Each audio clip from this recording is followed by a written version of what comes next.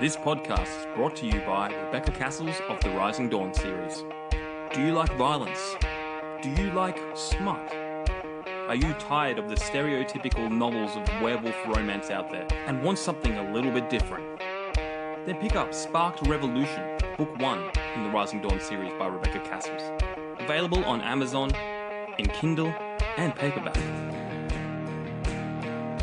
You too can become a sponsor of Stories, the True and the Fictional by heading on over to buymeacoffee.com/STTATF or follow the link in the show notes.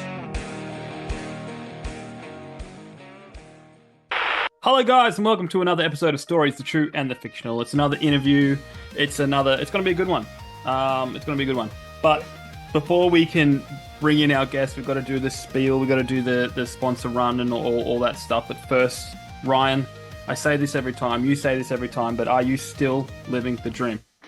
I am still living the dream today. It's been a great day and night. I'm still living the dream every single damn day. And yeah, the answer's always going to be the same. I'm never not going to be living the dream. It's just boring if you don't live your dream. That's it.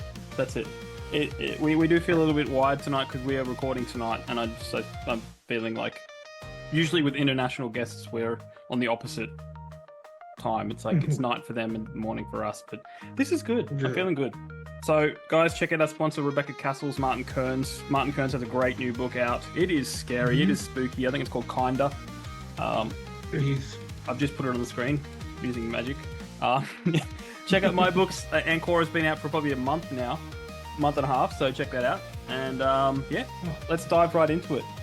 Today we have Kiersten D Trotter. Did I get that right? Absolutely, Kiersten. Good job. Woo. Yes. How are we?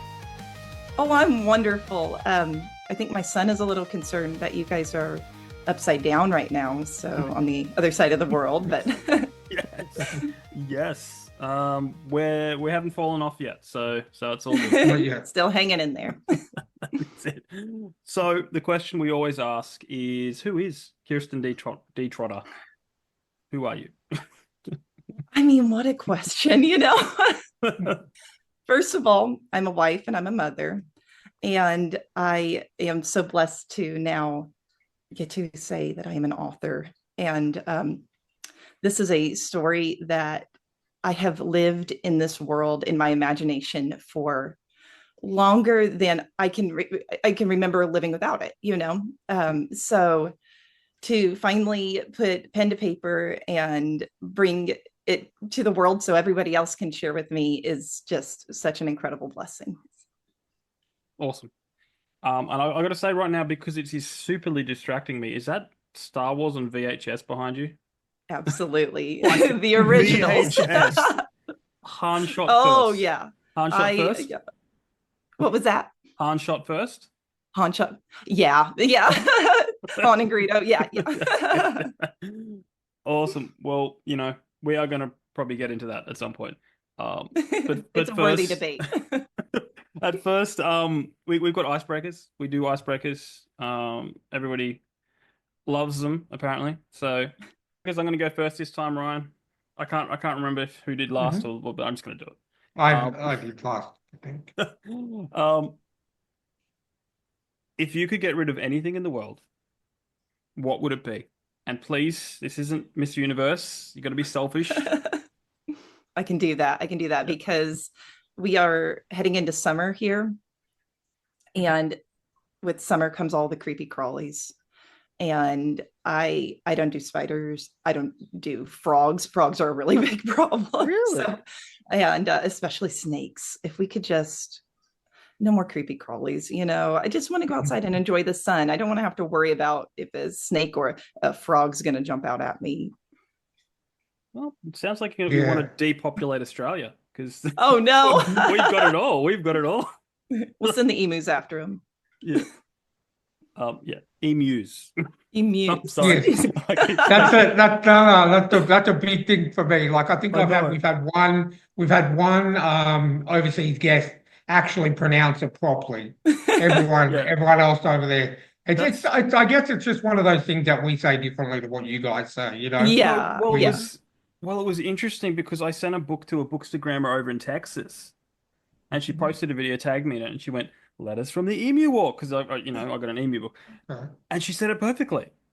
And she's just like going, "I don't know how y'all say it, but we say emu over here," and we're like, "Yeah." okay. So There you yeah, go. but I do have an educational video somewhere on my Instagram and X and all that. So Yeah. but yeah, emu. Emu. Anyway, yes, creepy crawlers. I can get behind that. I can. Yeah. 100%. You know how much I hate spiders, Oh, Jamie. yeah. I just cannot. Yeah. I cannot deal with them at all. My wife has to kill all the spiders, and she doesn't like killing things. She likes letting them live, and I'm just like, no, not spider. Everything else is fine, but spiders, no. They need to go, or she needs to get it outside, at least a kilometer away from where we Yeah. are. Well, it's So because when I you can want get to kill behind that for sure. when you want to kill a spider, she hears Sarah McLachlan in the background. And she's got to let him go. I will remember you. Yeah, well, that's what I do, except I circle of life it because I get the big ones in my house, like the ones as big as your hand. And I do the Tupperware container and slide the Oh, cardboard yeah. and then take it outside and then a kookaburra eats it, you know? So I'm Circle feeding. of life. Yeah. Yeah. Well, then, now that's the first time I've heard you say that, Jamie, so I'm never coming back to your house ever again Dude, after you've said that. oh, I won't tell you about the other one we had crawl through our house at Christmas time. Please don't. Please don't. The funnel web. Oh, no, don't say Funnel that. web. They're the ones that are like super deadly. Deadly. But it's very rare that they come out of the ground. Like they live in the ground like 80% of the time. Okay. Well, It also had my parents said that one crawled under my cot when I was a baby. Oh, no. Like not on it, but under it. You know? Yeah. So, that's my life. That's where I live in the wilderness. so you were this close to becoming Spider-Man, this close. Well, So close. I don't know if it was a radioactive. And look, for me, if I had Spider-Man powers, it would be like Tom Holland in Spider-Man 1 when he's running across the football field and he's like, there's nothing to swing on. No, true. Very, very true. Yeah. Just have like, well, I was going to say an emu, but they don't fly, but just have a bird just flying around constantly and you can just swing off its claws or something like that. You underestimate how much I weigh. I'm just like, I'd be pulling the birds down. Well, okay, well, let's just the Bowen Mountain Birdman can do it for you then. All I can think of is flying emus. Excuse me. And all I can think is Well done. flying emus are not real. They can't hurt you. No, but they can only beat us in war. Anyway, Exactly. Ryan, take us on to the second one. Yeah, no worries. Question number 2. What's something that's on your bucket list? Okay, so this is definitely Star Wars related, so I apologize in advance.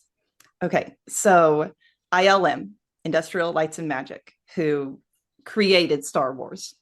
I would love to hang out with those guys, like to just go out to San Francisco and just tour ILM. They don't allow it, I guess, in very, very rare circumstances, but if it was possible, yeah, that's up there. I like that because that could, even though they don't allow it, there's nothing to say that, in the future they may not, they Exactly. may, Yeah. So that it is quite an achievable. That's what I like, achievable bucket list things. Yeah. Not like, oh, I want to go and, rebuild the pyramids or something like that, or I want to build a time machine or something. It's got to be achievable. Otherwise, I don't really think it's part of a bucket list. Right. Yeah. Yeah. So, awesome. Okay. Cool. I like that. All right. I don't know if I send you because we're changing this question because it's we want to vary it. But the one I sent you is what is the greatest sitcom ever made? But if you can't think of that, or you want to, your mind goes outside of sitcoms, we've changed it to what is the Mount Rushmore of TV shows. So you can choose 4 favorites if you want. Okay. Or you can answer the original question, the sitcom question.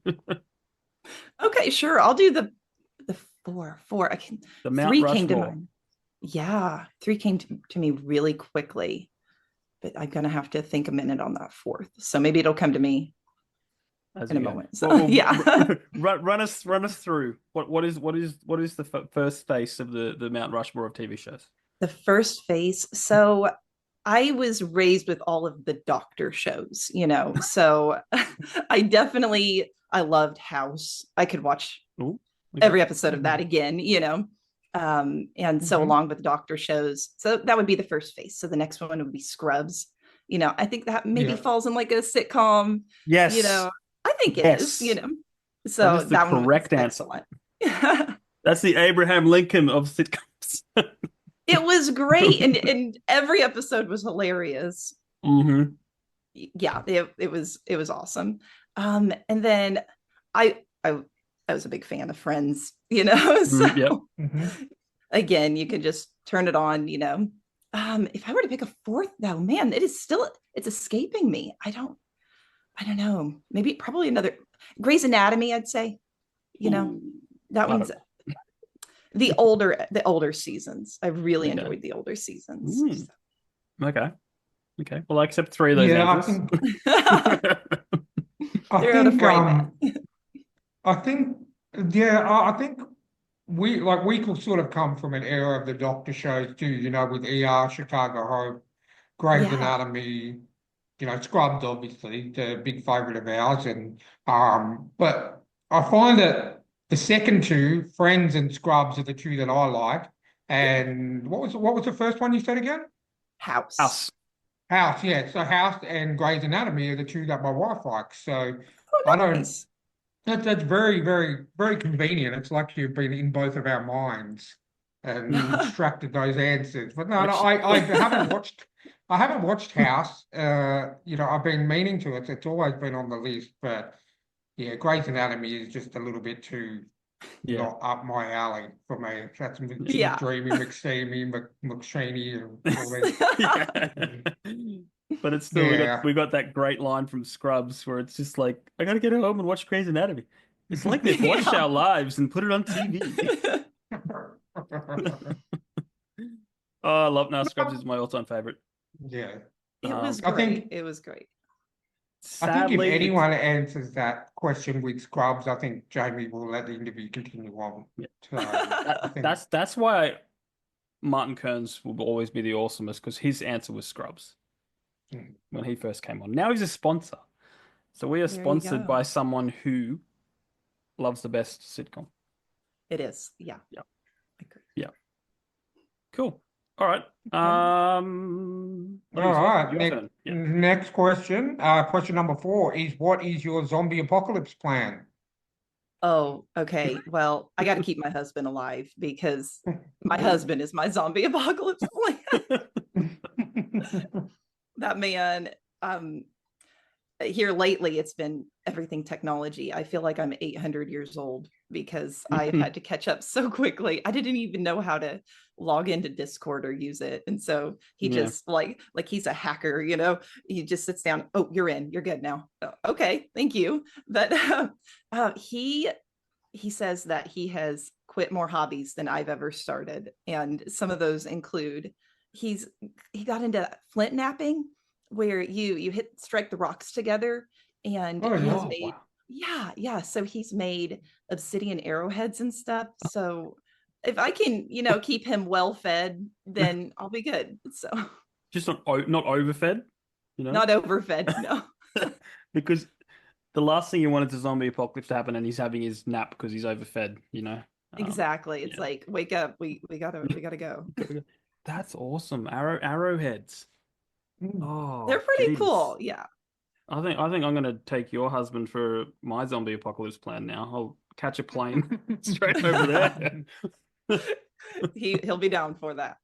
Oh, awesome. All right, final icebreaker question, one of my favorites. So Bill and Ted arrive outside your house in their phone booth time machine and say, "Well, dude, Rufus asked us to give you a free ride in our phone booth time machine. Where do you go?" Oh, okay. This one's really specific. Okay. I want to go back to the year 1980, and I want to be standing in line for The Empire Strikes Back, and I want to watch it with everybody. Everybody in the theater needs to be somebody who's never seen it before, because I just want to want to live the reaction. If I could go back and relive my, first reaction to it, that Luke, I am your father, that would be magical. Awesome. I think Did you know that wasn't originally the reveal? They filmed something else and then they changed the line after. No, I didn't know that. So it was originally "I killed your father," and Oh, then they changed the line after they filmed it. So I don't think Harrison Ford knew, and I don't think Mark Hamill knew right. until they saw it in the movie. So Oh, imagine wow. watching that with them, because Oh, apparently yeah, yeah. from memory, Harrison Ford looked back at Mark Hamill and he's like, "What, did you know? Did you know?" No, That's amazing. I think Mark Hamill knew, but Harrison Ford didn't. Right. That Yeah. makes sense Yeah. now. Yeah, it's just an old video. Yeah. Yeah, but Yeah. yeah, and it's It'd be interesting incredible. you said the second one, because my Yeah. all-time favorite's the third one. Oh, Return of the Jedi. That's Yeah. the one I just Yeah. grew up on, and what kid doesn't like, Ewoks? He exactly. He comes fully into Jedi Yeah, knighthood and he's yeah, ready to go. Yeah. definitely.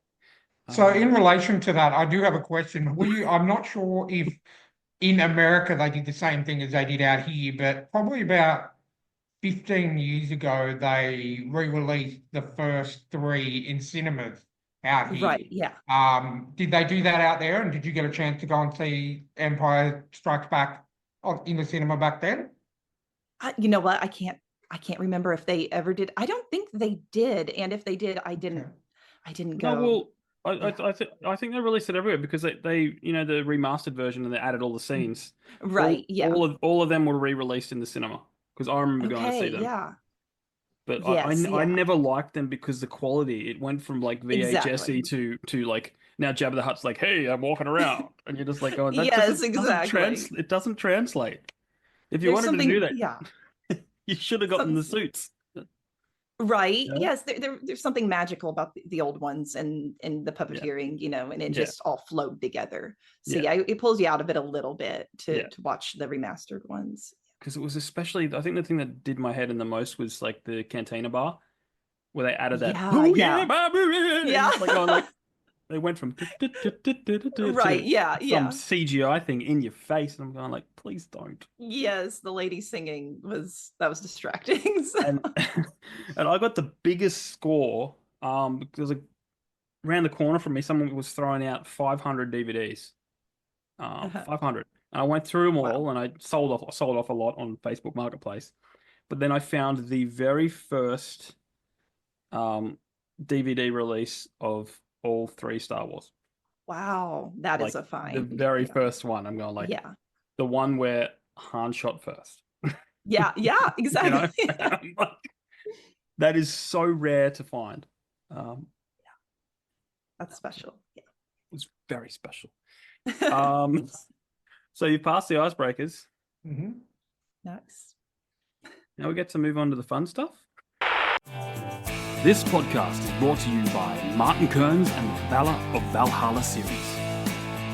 In the battle between two ancient evils, can one naive young man become the last hope against powerful creatures of legend?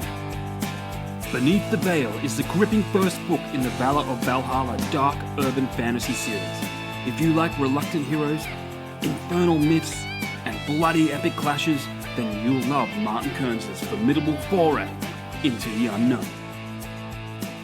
So head on over to readkearns.com and grab yourself a copy of Beneath the Veil today.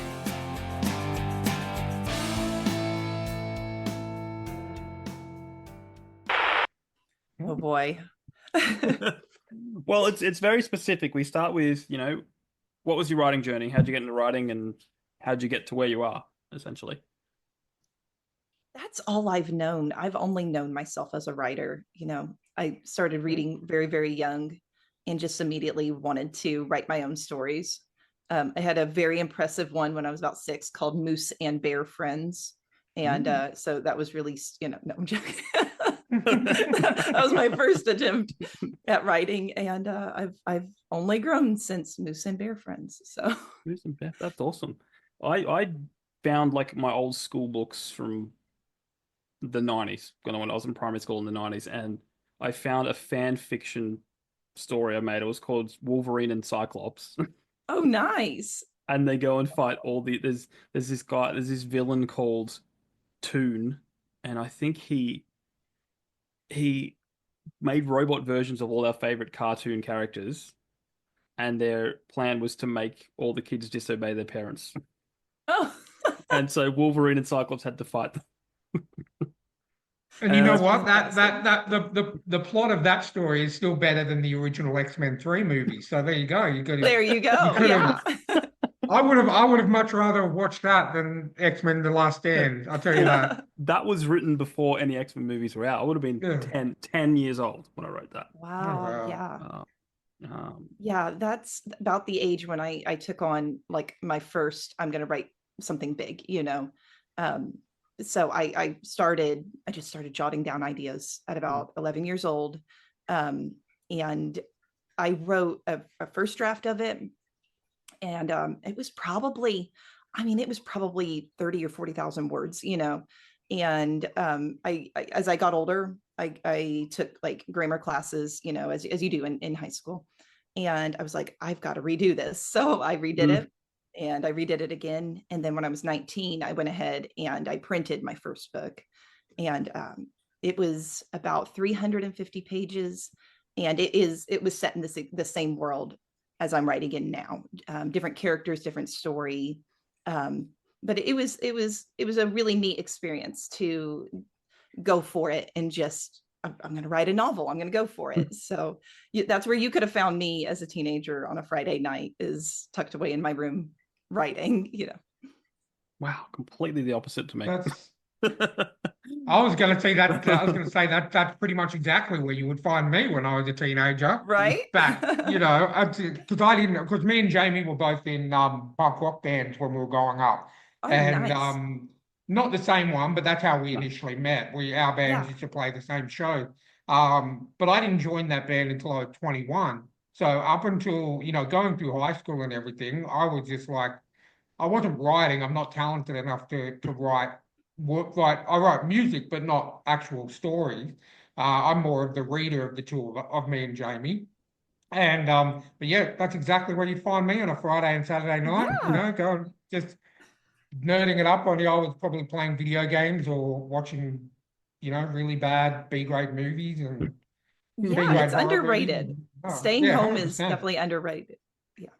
Yeah. And the funny thing is now I'm in my 40s. I'm doing the exact same thing. I'm staying home on a Friday and Saturday night, and I'm playing video games and watching Yeah. movies. The only difference is I'm doing it with my wife Yeah. instead of There you doing it go. alone. Yeah. It's I the found someone who circle enjoys of movies life. and someone who enjoys movies and video games as much as I do. So there is hope for all those nerds out there like Yeah. us. So well done. There you But go. no, I think it's really impressive that by 19 you had already written, like Yeah. and printed your very first Yeah. book. I mean, I think that's probably the youngest out of all the guests we've had, and we've Oh, done quite a really? few. I think that's really impressive for Yeah. someone Oh, so thank young you. to do that. So I think that you should definitely be proud of yourself for doing Oh, that. And I think thank that's you. amazing. No, that's 19. Wow. And the fact that you were writing so much when you were even 10. That's a Yeah. Yeah. really good achievement. So you should be very proud of that. Oh, thank you. Thank you. Yeah, it was a different, growing up that I wouldn't change it for anything, you know. I really I really enjoyed it. Awesome. And you're still writing in that world.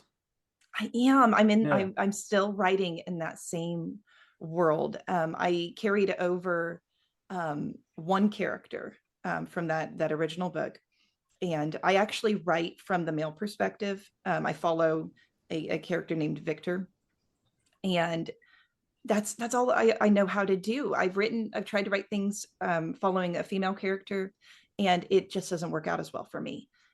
I Hmm. living in this harsh environment world where there's all sorts of dangers lurking everywhere. It just works better for me to kind of follow the warrior's story. Oh wow. Awesome. So have you found that the world that you've created has just grown? Like, is it just like kind of like Oh, expanding? yeah. Like our Yes. universe Yeah. expanding? Yes. Yes. So originally I had characters that were like you would say elf core.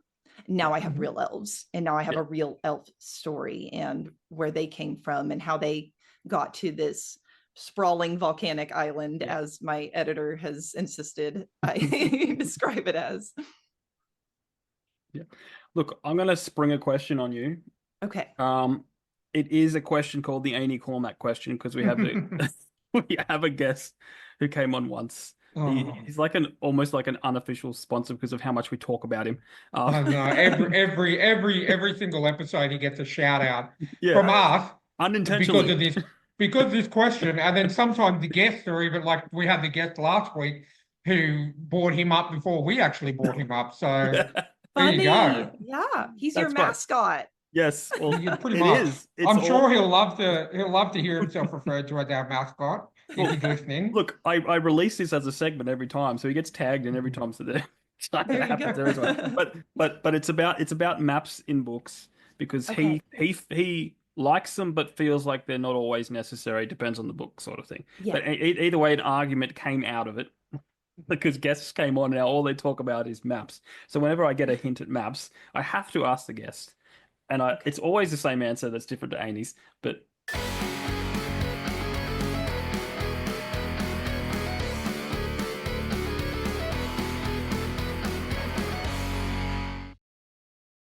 Maps in books, yay or nay? I require maps and books. I've got to be able to see, I've got to be able to see what we're talking about, where we're Yeah, going, you know. yeah, yeah. Because that's what I found. Because I didn't care either way, but then like the book I've got coming out, or which is already out when this episode released, I had to make a map to Right. Yeah. map my journey. I didn't put it in the book. It didn't need it in the book, but I needed it to map my journey. Exactly. You know? Yeah. And that's precisely what I've done is I sketched out a Yeah, map because the world just started getting too big. And I'm like, I've got to see it myself. And so now my husband is taking it and he's using some software that D&D players would use. And he's building out a map. So that's it. there's That's his there, job now. there's your husband again, jack of all trades. He Like, is. He is.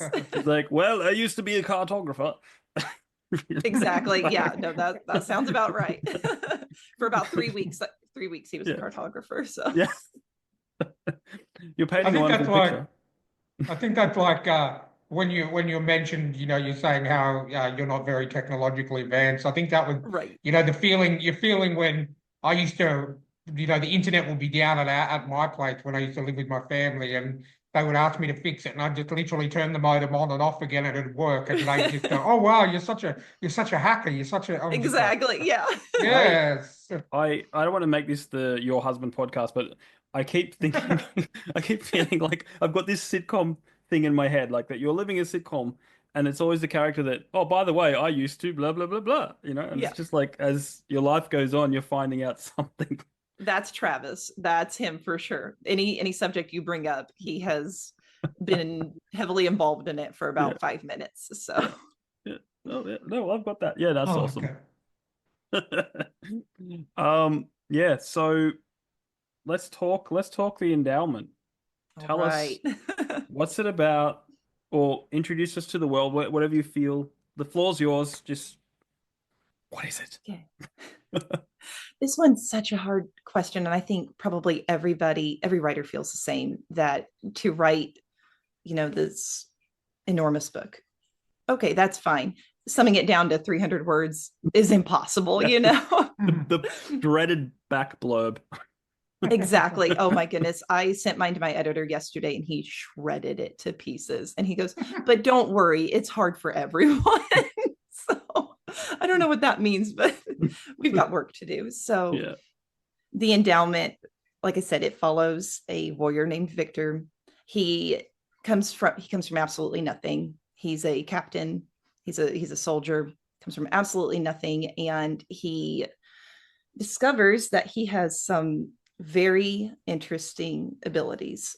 He's not really sure what to do with them until he encounters something that prompts him, oh, I had better get help. I had better tell somebody bigger than me, we've got trouble in the realm, and he finds the absolute perfect person to go to, because that person is kind of like an Obi-Wan, and is able to Okay. introduce him to the world. And it really, really follows the hero's tale with the Obi-Wan teaching him what he can about his abilities and how they'll be useful to saving this sprawling volcanic island. So Yeah, gotta love the hero's journey.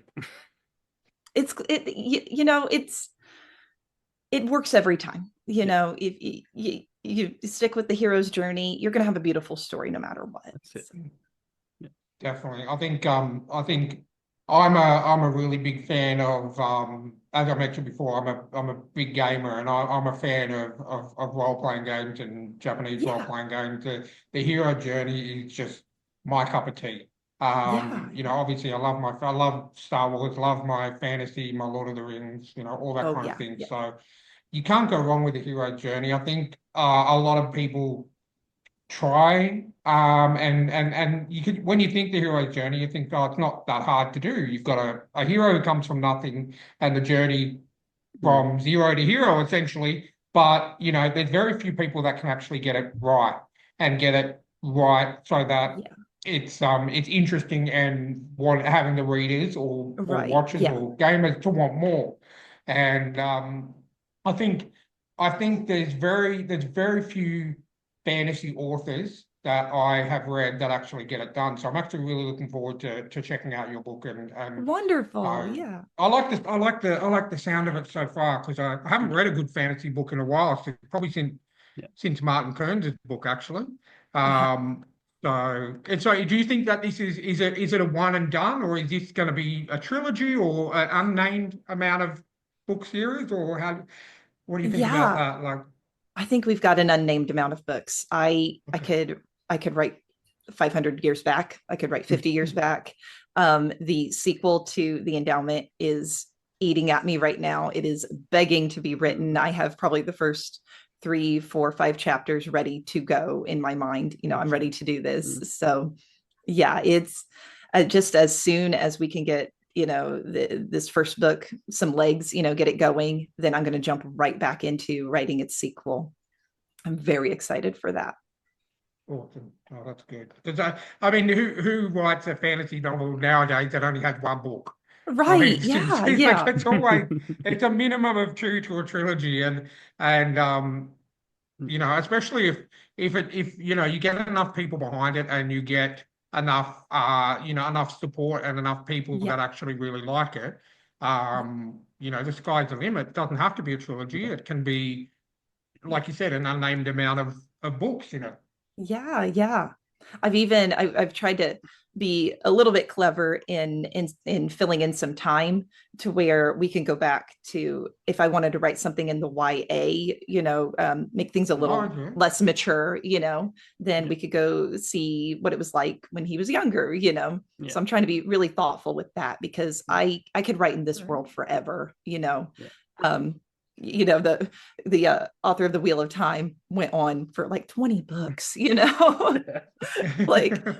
that sounds pretty good to me. That sounds like a pretty good life to me, just staying in that world and just expanding it. Yeah, I feel that, like, when it comes to fantasy, because of the amount of world building that goes into it, you kind of like rob yourself if you just, I've created this massive world, just one book. Exactly. Let's Right? go. Yeah. Yeah. You kind of want to You got to dive live in. it. Yeah. Yeah. Yeah. Now, is your world that you've created, is there room for more? Or is it like, have you globed it off? If you know what So I mean. Like, is there an edge to the map? there's seas on both sides.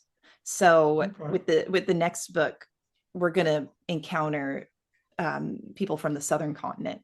It sounds very much Australia. So we're gonna take on we're gonna take on Australia. Please do. And but then it's sort of just writing the prologue really led me to say, oh, we have a bigger issue with where the place that the elves came from. And so for a third book, I see myself moving into okay, the continent that they fled 500 years ago, I think they need to come back. I think we need to have that war all over again, but much worse, more modern, Yeah. So I foresee a lot of sea travel in the future books. I hope there's And I hope there's sea shanties. No, in saying that, obviously, dealing with the different races that you can find in fantasy books, have you Yeah. just have you sort of explored a lot of different races in your story, or is it, just a simple elf, dwarves, man, that's it kind of thing? Yeah, so I have elves and I have men, and I have men who are sort of dwarf core, you know. Okay. They're the nomadic people. Are they Scottish? Because the They dwarves are always sound they Scottish. sound they I sound don't. that way in my mind. I They sound never, a I little never bit. understand that. I was like, Yeah. why? Like my background on both sides is Scottish, and I Yeah. can never understand why are dwarves typecast as Scottish people. Like I'm not. I'm 6 foot, 6'1". Like all of us Scottish people are not tiny. Do you know what I mean? Like why did we get stuck with the dwarves? Yeah. This is really unfortunate because my editor just asked yesterday a dwarf-like character, Yeah. what's his accent? And I said, hard R's sounds a little bit Scottish. And he's like, put that Yeah. in there. And so now I feel like I'm like almost Well, do yeah. we Go ahead. blame Tolkien? Like, is he the one that, It's or is it 100%. Peter Jackson? I'm I gonna would do. say Peter Jackson. I would say Peter Jackson because Yeah. in the book, like from memory, I've read The Lord of the Rings a fair few times, but I haven't read it lately. But I'm pretty sure there was no description of them having Scottish accents in the book. Oh, then it's 100% Peter Jackson's It's fault Peter for sure. Jackson, It's and huh. and he's a Kiwi too, so he's closer to us than he is to you guys over in the US. Yeah. So he's kind of like a one of us essentially.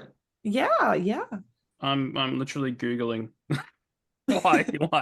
We gotta get to the bottom of this stuff. This is an educational podcast as well. It's Uh, important. Yeah. when did dwarves become Scottish? When did dwarves become? So dwarves have begun. They began as Norse, Germanic, Earth spirit. Then Tolkien made them Semitic people with a language and Mhm. history similar to the Jews. But at some point between then and now, dwarves have seen Peter Jackson. as they haven't mentioned. Yeah, well, there you go. Even Gimli was played with a Scottish accent. Yeah. Oh, I'm blaming. Like if they were still Norse like that's pretty cool. Like they're that would have been more of like a Chris Hemsworth accent. yeah, Oh yeah, exactly. yeah. Bring Viking. me Thanos. But yeah, That, then that might be I'm funny. just going to blame Peter Jackson from now on in relation to making them Scottish and my people getting Yeah. Yeah, well, saddled with the dwarves. dwarves were fairly Scottish in the early Forgotten Realms. Uh, Fairly Mm. Scottish. fairly, well, just a hint of it. Just a little bit. Well, I had Yeah. a DNA test done. I'm fairly Scottish too. Yeah, So and Me too. ancestry.com, no, exactly. ancestry.com, or over in the US, like your 23andMe, Yeah. may discover that in the early 1600s, or the dwarves were fairly Scottish. They were fairly Fairly Scottish. Scottish. Just a little And bit I tell Scottish. you, we're never going to live that down. And from now on, every single dwarf in a movie or a book or anything or a video game will always be Scottish. Yeah. And that's Yeah. something that we're not going to live down. Well, that's like Never. all the bad guys in Star Wars are pretty much British. Yeah. Yeah, yeah. Yeah, but Yeah. that's because no one likes British people. That's why. Careful. Like everyone, One of our sponsors is British. no, except for Rebecca Castle. Like I don't count her as British. She's one of us. She can be one of us. From It's like Manchester. it's like us Aussies claiming Mel Gibson as our own, even though he's New Yeah. Zealand. He was born in New No, Zealand. I just New found that York. out. No, he Yeah. was born in New Oh, York. he was born in New York. Yeah, but he's still, Russell Crowe. Russell Crowe is New Zealand. New Zealand. That's right. Nicole Kidman is Hawaii. Oh, really? It's just like I don't really we've like. got Chris Hemsworth and Hugh Jackman. I'm There happy you with go. Hey, that. Oh, I love Hugh I'll Jackman. take Chris Hemsworth and Hugh Jackman over Mel Gibson and Nicole Kidman any day. Oh well, Nicole yeah, Kidman, every time I see her, she becomes more plastic yeah, every single time I see her. Yeah. You know, yeah. I think her age is about 137, and she just, she's made out of plastic, so she Yeah. just looks like she's in her late 50s. She's a Barbie girl. Um, Yeah. yeah, But a She's very redheaded Barbie tall. doll, you don't really yeah. get redheaded Barbie dolls. No, you get So yeah. This is a weird tangent. that's a tagline. That's the tagline of the podcast, a redheaded Barbie doll. There you go. My Well, my my job is done. See you later. my brain went straight to the Disney dolls like Ariel.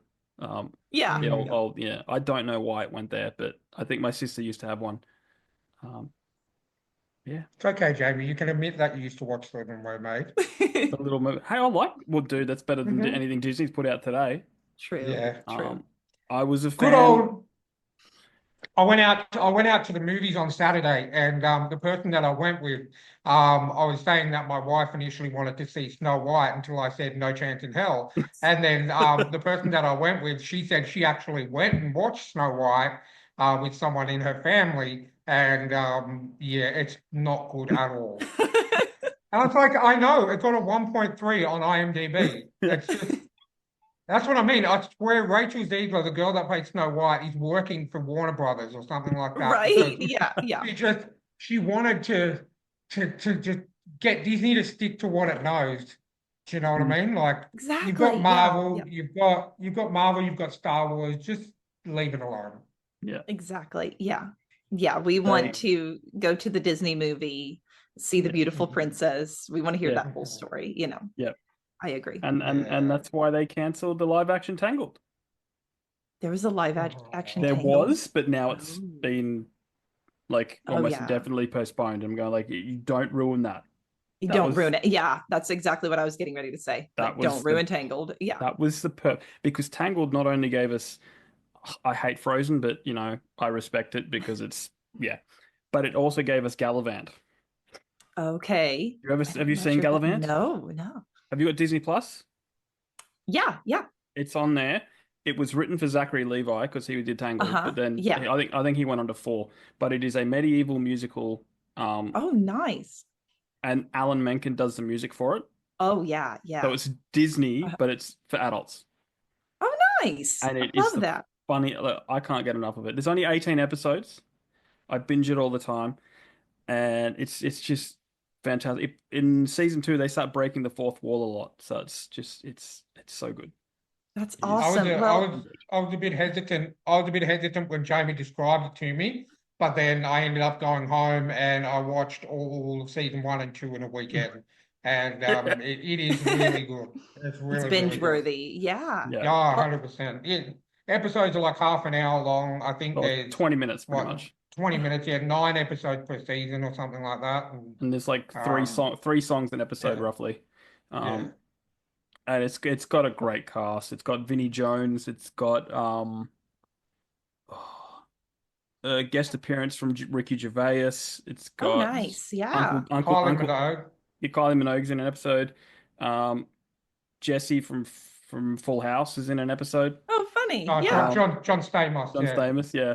It's like, oh And yeah. also Weird Al. Yes, Weird Al's Oh, in a couple of nice. episodes. So Weird Al as the monk. Hey, hey, it's we're the monks. yeah. Yeah. Watch it. All I'm gonna say is watch it. If you love Disney Sounds great. and you want to see Vinnie Jones trying to sing, it's great. Well, I have a random fact for you. Go. You brought up Okay. Frozen. Okay. I spent a couple of years playing Elsa for your children's birthday parties. I Oh, can see wow. that now. It was so much fun. It was really, really fun. The kids, they believe it. Like Yeah. you are Elsa, Yeah. Had to have all of the excuses for why I couldn't make it snow or anything, and Yeah. just went with it. It was magical. It really was. So Did did you you know- have to learn all the songs and everything like that? They know I was always able to like duck and dodge around having to sing or do anything. So So you don't in fact want to build a snowman. No, I mean it's almost Oh. summer. We had a pretty rough winter here. I'm Uh, ready for some warm weather. Oh. I think I know more of the songs of Frozen than a lot of people that we. And I have Dang. never watched the movie once, but I know all the songs. It's weird. Yeah. well, there's punk rock versions of them now, That's Ryan. probably So right. Really. Newfound Glory did one. It was a really good cover, but I hate the song. But it's a really good cover. But I hate the song. It's just like a punk rock old band. I can't remember what they're called, Ryan, but they did that James Blunt song, "You're Beautiful," and it's Okay. just the best cover ever Nice. of a song I hate. Okay. Cool. Back to the endowment. Um, well, let's talk the cover because Ryan likes to talk Yeah. about covers. So Yeah, yeah. And I did. Jamie actually sent me the cover prior to it, but thank you for having it right behind you so I can see it Yeah. whilst having this conversation. So did you design that cover yourself, or did you get someone No. to do that for you? Yeah, I just sent over some inspirational pictures and I just said I want it moody and beautiful. And this was the very first draft that I got. And I said, that's it. You nailed it. Awesome. The graphic designer did perfect. Yeah. yeah, I love So it when that works. Yeah. do you think you'll be using that same graphic designer for subsequent books that you do in the series? Absolutely. Yes. Yeah. Yes. The next book, won't be giving anything away when I say this, but the next book is absolutely going to have a crown right around there. So look a little bit different, but we need an off-kiltered crown, So is that sword special to the story? Like it's a significant part of it? No, that sword represents the main character. He Yeah. actually wields two swords. And on the Ooh. back of the book, there are two swords. But the singular sword on the front is his it represents him. If I say the Goldilocks zone, does that mean anything to you? Like when they're talking about when scientists are looking for different planets. Yep. And No, I know that. yeah, Yeah. okay, yeah. So Earth is in the Goldilocks zone, so Yeah. we can sustain life. It's not too hot, it's not too cold. So while they can find planets similar to Earth, they don't fall in that perfect zone. Yeah. So Victor, as a human with these abilities, falls in the Goldilocks zone, whereas there's elves that also have the abilities, and they have different rules for how they can use their abilities. It's a little bit, it's more contrived. So the single sword on the front, that represents that Victor's the one, going back to the Matrix. I don't know if you mentioned that earlier. No, we didn't. No. No. Where did my brain go? Well, they filmed it in Sydney, so Yeah. Honey, oh, there you go. Yeah. It's I'm so gonna look weird. back and be like, where did I get that from? I must have been talking about that with my husband earlier. I watched the Matrix movies recently. It's so funny. You're just watching all this, and then in the background, there's a logo for one of our banks in Australia, the Oh, Commonwealth Bank. funny. yeah. Because it was very, I was like, you're in this, this cybernetic futuristic world, and there's the Commonwealth Bank logo. Yeah. In the back where Keanu and Lawrence Fishburne are talking, you can just see the Commonwealth Bank. And it's funny, one of our good friends actually works for the Commonwealth Bank as well. Yeah. Oh, So there you go. funny. Well, they made it. They made it to the future Oh, that the definitely. Matrix exists, and so Yeah. good for them. And that same friend was working in an office building when they were filming the second Wolverine movie, and he just look out the window and see people running across the rooftops. Nice. Yeah. Like, is that Hugh Jackman? Yeah, it was so funny when they were doing that scene where they're on the top of the train, Yeah. and you just keep waiting for the announcer to say next stop Parramatta, because Parramatta it's like it's a Western, it's kind of like the smaller version of Sydney, in Western Sydney, where they film pretty much all of those scenes from the Yeah. Wolverine. So And it was hilarious because that was Parramatta Station when they get on the train, yeah. and you go, this is supposed to be Tokyo. There is not enough people at this station for it to look like where it's supposed to be. What I find is really good is how they got rid of all the junkies from Parramatta Station to film that. There's so many junkies there. It's not funny. Yeah. I can say that living now where I live now, I only live like 15 minutes away from Yeah. Parramatta. So always, every time I've been to the station, there's so many junkies that want to fight you for $5. When It's crazy. dude, they probably gave them $5. I was gonna say they just doled out I mean, $5 bills. There you go. if they do it with the Oscars, because there's massive homeless people in front of the Oscars all the time, and they clean them up every year. Off you go. Yeah, There you go. that's cool. All right, tangent again. Jeez. We No, are the it's- tangent kings. You know, I'm 33 years old, and so these, we've talked about, the Lord of the Rings, we talked about Star Wars, but the Matrix was right there too. It was like all these trilogies that came out, 20 years ago, and they were excellent. Pirates of the Caribbean too. It's like, where are all those good movies? Well, they're Those trying were to excellent. make more Pirates of the Caribbean. I never watched Are the they fifth one. really? Well, they made a fifth one, and apparently someone said it was good, and going like, well, it didn't cross my radar. Right, yeah. Yeah. Yeah, they're all on Disney. I watched the fourth and the fifth one. They were pretty good, but I just can't watch them all in a row anymore because I just get a Yeah. bit sick of the whole pirate thing. Yeah. But they're still pretty good. Like if I were to watch one a night, I think they would be. Yeah. They'll still hold up. Well, the classics, man. Yeah, I'd prefer to play Black Flag. Yeah. There you go. Yeah. Assassin's Creed. Apparently, it's getting remastered, so that's one I visit every now and. It's just something about being on the ocean. Like I get seasick, so I can't really go on the Yeah, ocean. So yeah. when I can control someone that goes on the ocean, Yeah. adventures. Well, and that's kind of the beauty of like writing a story and reading a story is that you sort of get to control, because I am horrified of heights. I don't do roller coasters, nothing like that. But then I've got my main character doing backflips off of cliffs and stuff, and things Yeah. I would never do, Yeah. that I get to experience that in my very not real way, because I would never do that, Yeah. but it's real for him, and so I get to kind of go along. Yeah. Yeah. At least you're not like a method writer or something. I don't know if that's an actual term. You're like, you get the actors that really live it, but like as a writer, like how in depth would you go? Would you be like, okay, I need to know how it feels to be afraid of heights or not afraid of Right. heights? And it's just like, Oh because man. I almost Yeah. fell off a roller coaster once when I was a kid. No. That was fun.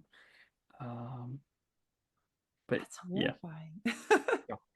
Yeah. So I love that method writer. I wonder if people do that. I don't know. Now I've got to I just find thought out. of it then, and I'm like, oh, well, I mean, I think it might come into write what you know at the same time. I mean, because I modeled Exactly. Yeah. my latest book literally off where I live, like because I live in the mountains. So Yeah. I Google Earth. I made a map, but to make that map, I first Google Earth my Yes. mountains I lived in, and then I Yeah. modeled it off that. Yes. But That the top of my book, I start with a forest that's really similar to where I live. We have when you're walking the woods here, there's always like real flaky shale, on the ground or cut out into like the hills and stuff. So I started top of the book with that. yeah, And it's worked out really well. The beta readers are really responding to it. They're like, oh, I feel like I've dropped right into the world. yeah, And it's because I went with go with what yeah, and it's so I get to kind of write things that aren't as familiar for me later, but it's like yeah, I've built that trust, yeah, that I'm going to do my best to drop you into the world. yeah. Because we had a guest on recently, and he was talking about you can always tell, like, because he's read books where people may have gone on a holiday to Europe, Yeah. but they didn't capture what it's like to live in Europe. Yeah. And you can just tell, if you know what I mean. Yeah. Yeah. Yeah. Any more questions around the endowment, Ryan? When is it available? Because I just spent like there's a good 25 question. minutes trying to find it and I Hey, couldn't find it I anywhere. told you it wasn't out yet. Oh, okay. That's why I sent you the picture of it and not Yeah, the because I was link to on it. I was on generally most of our guests, after we start talking about the book, I'm like, okay, I'll get it. And then I was on Amazon and I'm like, am I spelling your name right? And then I copy and pasted it, and then I'm like, I'll search for the endowment, and there's a lot of books with the word endowment in it. And it's Yeah. like, okay. And then I thought maybe it's not out yet. That's why I can't find it. Yeah. So when does it come out? So right now it's with the beta readers, and I am going through it with my editor, and I'll have a website up very soon. By the time this comes out, the website will be totally ready to go, and it is KierstenDTrotter.com. So you just have to make sure you spell Kiersten right. So and it'll take you right there. It'll take you to all the links to check it out, to read the back of the book blurb, to purchase it. So that'll be up and running in just a few days. So I'm just working really, really hard to get it out as fast as possible, and for it to be like the best product that I can give to the world, So I'm thinking we're just maybe 1 or 2 months away. We're getting really, really close. Yeah. And that's time of recording. Will that be, yeah. Because this will be out in a month and a half, probably mid-July. Okay. Yeah. And it's the end of May now. So we'll be really, really close then by the time this comes out. Yeah. Because it's like Sorry, go on. Will that be that's all good. Will that be available in digital format and physical format, like through Amazon? Yes. Yep. It will be ebook. It'll be on Amazon is the plan at the moment. And then as soon as I get it into print, I'm going to start auditioning narrators because I would like. Yeah. Awesome. I am really looking forward to a really beautiful audiobook. It'll be about 18 hours of audiobook. The book is 600 pages. So I'm really, almost as much as I'm looking forward to printing it, I'm really looking forward to putting it out as an audiobook. Now, will the narrator be Scottish or British? Well, I think British will be okay, because that's how I hear my elves. But definitely a male. I feel like a man needs to read this book. Well, because another shout out to a good friend of the show, Don Campbell. He got a audiobook done for he's got like a short story, a book of short stories, and they're mainly horror, but he's got a real deep British narrator, and it sounds so good. Nice. Yeah. That's going to be really important to find like the perfect voice, because you only have a few minutes to really get that right. It's like the start of your book when you open a book and you give it the first chapter. So that's got to be just perfect. So I'm really looking forward to doing that. Oh my goodness, I had a thought and it just flew away. So. Because your book's long. Did I see somewhere that it's 600 pages? 600 pages. Yep. I had set out. I wanted to write a good between 450 and 500, and I got to the 500 page, and I went, "Uh-oh." I can't do it. I can't. I just my last book's 47,000 words or something like that, and it's just like I don't like. I can't do I think I'd forget. I think I would get to a point and I'd be like, "What happened?" See, I have this, I'm getting ready to do, as I'm going with my editor, that'll be my third full read of the book. And then I'm going to go through and read it again. So I'm going to, oh my goodness, you do start to get to know it like the back of your hand after a while, but I've had to make all sorts of notes because same thing. I'm like, I don't want to forget something, and then something sitting in the middle that, 300 pages back, I want to make sure I remember. So. Because that's how thick mine is. I love it. It's just that's all it is. And the first book I ever wrote is even thinner.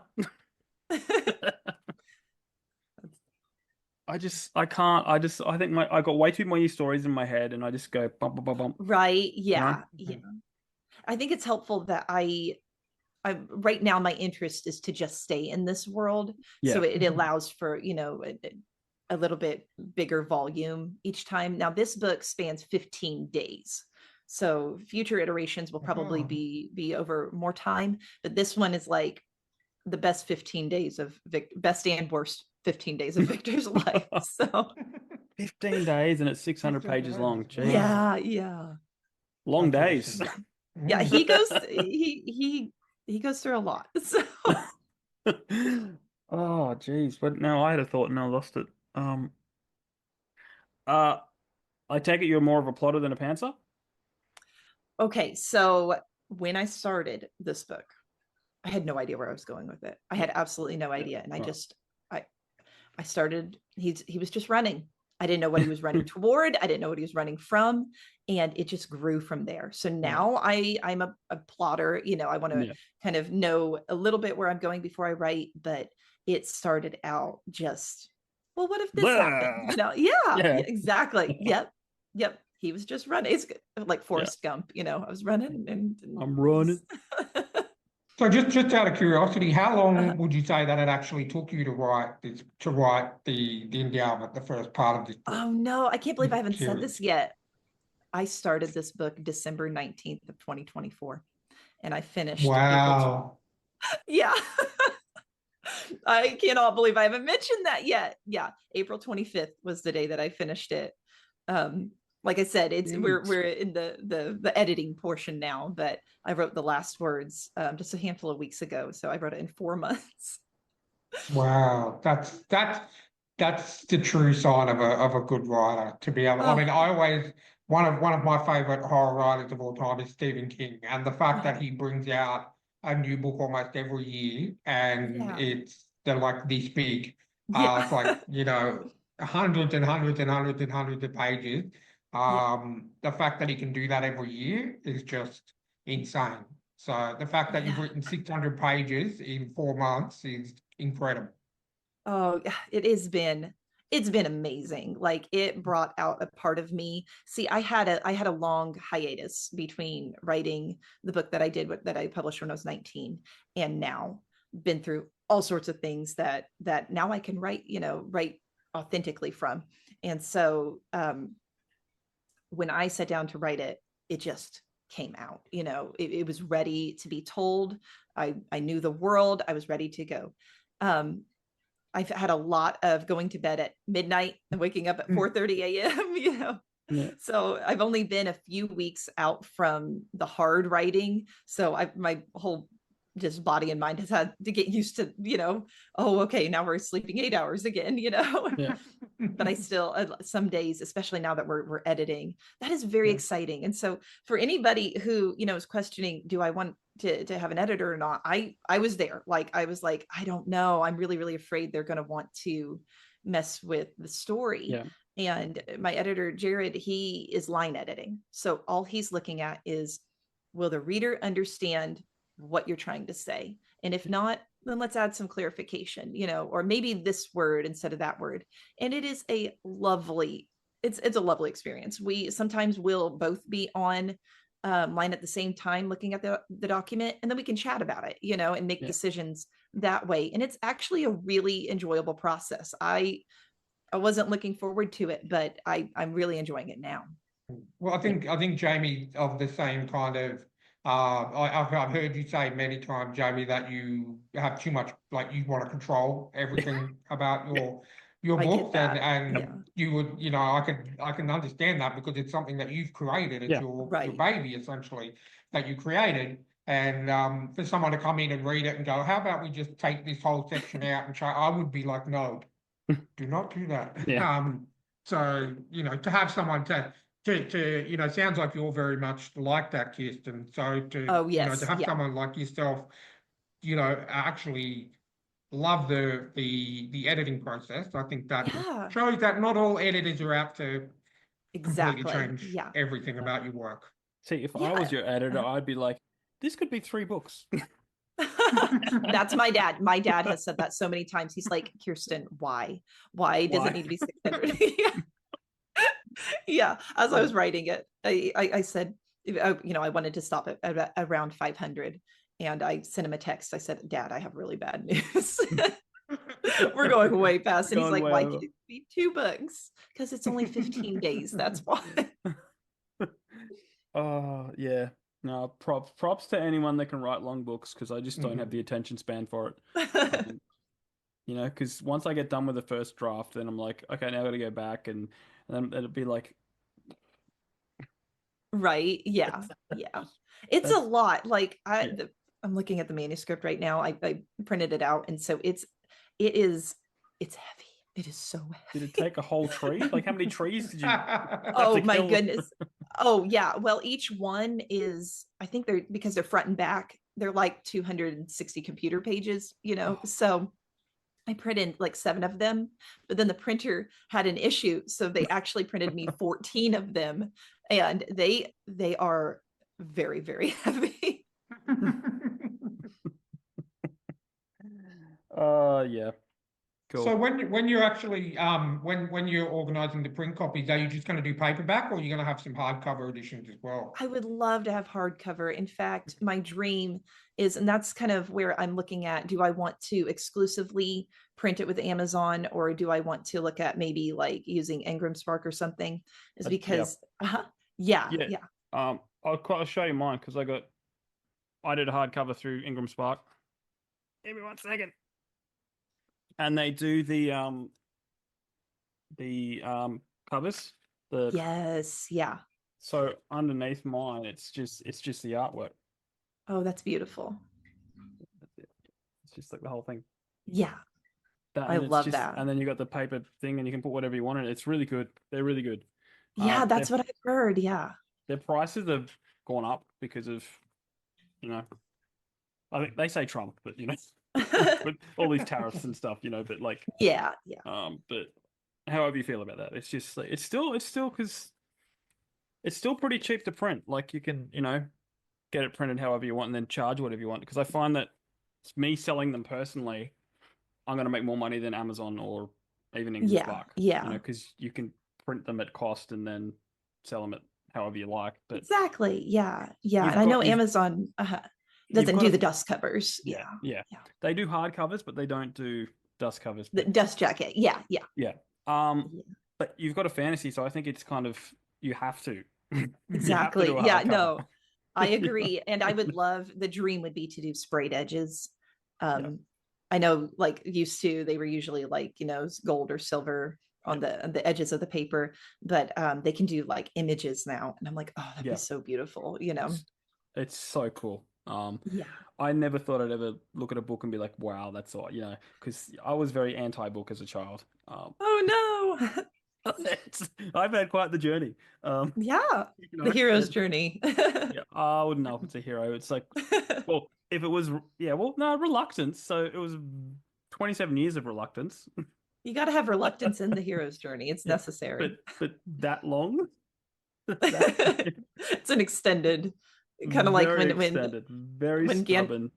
Like when Gandalf visits Bill or visits Frodo and then comes back 17 years later. Well, most of the reading that I do, because I read so much, is digital. But when I do buy physical copies of the books, especially fantasy and stuff like that, I love buying the hardcovers. I want something that looks awesome on my bookshelf. And obviously that's why I said to Jamie when he mentioned he was doing hardcovers of this book, I'm like, okay, save me one because I want one. So that was why I asked that question, because the majority of the fantasy books I do own, I do have in hardcover. So I just thought, you want something you can cherish. Exactly. I don't mind paying a bit more because that's going to be something that's going to sit on my bookshelf forever, essentially. And so I'm happy to pay a bit more for something that looks good. I agree. Totally agree. Well, look, I think we're going to jump into our bonus content now. Okay. So for the audio listeners who are going to have to jump to YouTube if they want to see the extended stuff, let them know where they can follow you and when the book's coming out. Anything you want to plug, just sure. Yeah, you know what? Going to the website KierstenDTrotter.com. Like I said, just make sure you're spelling it Kiersten. That will take you everywhere. That'll take you to Instagram, to Twitter, to Facebook, and eventually, whenever we finally have the book in print, you'll be able to see it there too. Excellent. All right, guys, for the audio people, thetrueandthefictional@gmail.com. If you want to reach out, know that we are very, very full at the moment. But we're keen to support all the indie authors and talk to anyone and everyone. So let's move on to the bonus content. Somebody asked me once, who would you get to narrate it? And I feel like my answer is a little random, but it's because I think he has the most beautiful voice, and it's Andrew Garfield. And he puts on like an American accent, but his natural accent is beautiful. I love Andrew Garfield. Good. Thank you for the clarification, because Yeah. I was like imagining like Lord of the Rings Gumby. No. A story worth telling, something that I feel like I need to share with the world, to sort of avoid that oversaturation, I like how you tied that back into your book. Very well done. Excellent. my tangent question, you brought it back on ship.